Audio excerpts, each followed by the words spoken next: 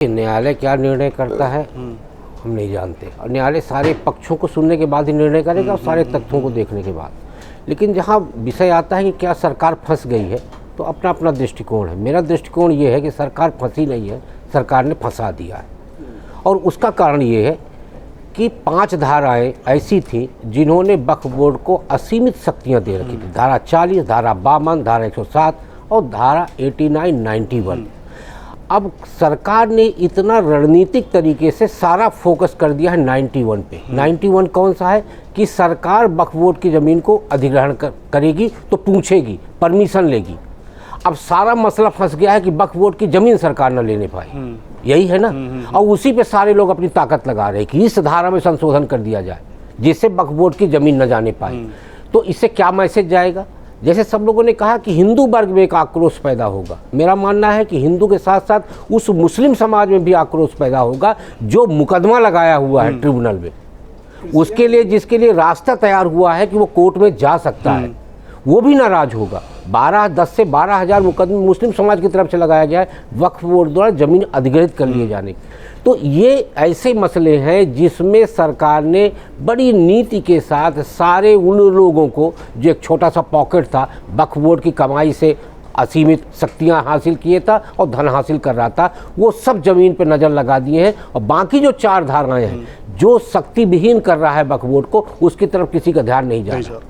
तो ये सरकार ने फंसाया नहीं है, सरकार फंसी नहीं है, सरकार ने फंसा दिया। तो ये ऐसा जो राजनीतिक रूप से आप बोल रहे हैं, सीएए एनआरसी की जब कानून बना था उसको लेके भी कई लोग कोर्ट गए थे। क्या उस पर अभी कोई फैसला आया है? नहीं आया। जब शुरू में हेयरिंग शुरू हुई थी, सुनवाई शुरू हुई थी, तो यही खबरें छप रही थी कि सरकार बैकफुट पे, सरकार के खिलाफ फैसला जाएगा। 19 से लेके और ये हम आज 25 पे आ गए हैं, पूरे 5 साल गुजर गए, लेकिन सीएए एनआरसी को लेके अभी तक कोर्ट में कोई निर्णय नहीं हुआ है।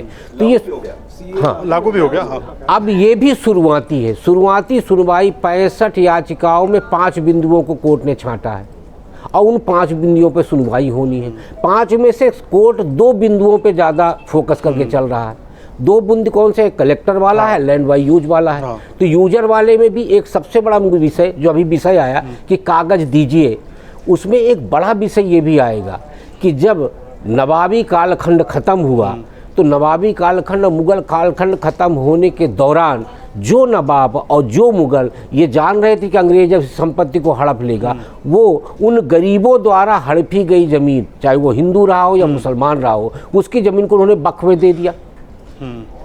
तो वो गरीब जो पीढ़ी दर पीढ़ी से अपनी संपत्ति को खो चुका है, तो वो ज़मीन जो हड़पी गई तो उसका कागज़ तो नहीं है ना। तो जब नहीं है तो वो आपने वक्फ को दे दिया, तो वक्फ के पास भी कागज़ कहाँ से आएगा? तो वो ज़मीन तो हिंदू की हुई। तो हिंदू की ज़मीन मुग़लों ने हड़पा, मुग़लों ने वक्फ को दे दिया। तो इसलिए जो कागज़ का फेर पड़ेगा तो उसमें कागज़ निकलेगा, क्योंकि अपने यहाँ एक सिद्धांत है कि व्यक्ति ख़त्म हो जाता है, धरती ख़त्म नहीं होती। और ख़ासकर जब रजिस्ट्री लिखा पढ़ी होती है तो पहले भी खतवा खतौनी चलता था, पहले भी लिखा पढ़ी होती थी। और वो जब सारे रिकॉर्ड खंगाले जाएंगे तो कहीं ना कहीं वो ज़मीन फिर से हिंदुओं की निकलेगी। जैसे राम जन्मभूमि पे भी तथ्य निकले हैं, अब मथुरा काशी वाले में भी तथ्य सामने आ रहे हैं, तो मुग़लों द्वारा हड़पी गई ज़मीन पे भी तथ्य आएंगे। इसलिए सारा फोकस किस पे आ गया है? धारा 91 को जो बदला गया, उस धारा 91 पे सरकार ने फोकस कर दिया है। तो हम ये कहेंगे कि अपने यहाँ एक कहावत है कि कौआ कान ले गया, कान ले गया। तो हम कान नहीं टटोलते, कौआ की तरफ देखते हैं। तो सारे के सारे वो जो ज़मीन के हथियाए हुए लोग हैं वो कौआ के पीछे दौड़ रहे हैं, और मुस्लिम समाज को भी कौआ ही दिखाने का प्रयास करें, क्योंकि जिस दिन वो कान टटोल लेंगे उस दिन इनके खिलाफ खड़े हो जाएंगे। अगर आप ये वीडियो YouTube पर देख रहे हैं तो हमारे चैनल को सब्सक्राइब कर बेल आइकन दबाएं, और Facebook पर देख रहे हैं तो हमारे पेज को लाइक करें। 8 मिलियन प्लस सब्सक्राइबर, आपके इस भरोसे के लिए बहुत धन्यवाद।